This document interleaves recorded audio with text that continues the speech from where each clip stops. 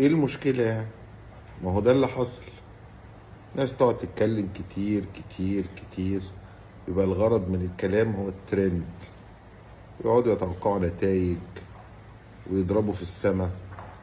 في النهاية الكرة معطيات، والكرة ليفل، والكرة إمكانيات لعيبة وإمكانيات مدرب.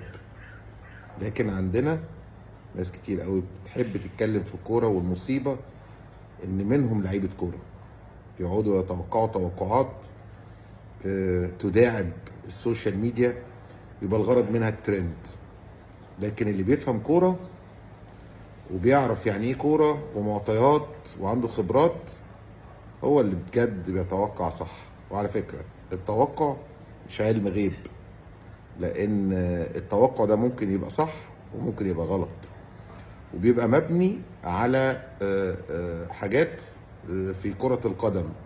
يعني امكانيات اللعيبه والليفل بتاعهم وامكانيات المدرب والملعب اللي هتلعب عليه المباراه والاجواء والدوافع اللعيبه قبل المباراه والعزيمه والاراده وحاجات كتير بيبقى مبني عليها يعني. ومفاتيح اللعب وكده، يعني حاجات كتير. وبرضه مستوى الفرقتين، وهل هم فعلا ما بيتعادلوش ما بيتغلبوش ما بيكسبوا بنتائج كبيرة طول الوقت، يعني حاجات كتير يعني. لكن احنا عندنا ناس كتيرة وللأسف لعيبة كورة سابقين بيقعدوا يتوقعوا عشان الترند فقط. تعلموا التوقع. سلام.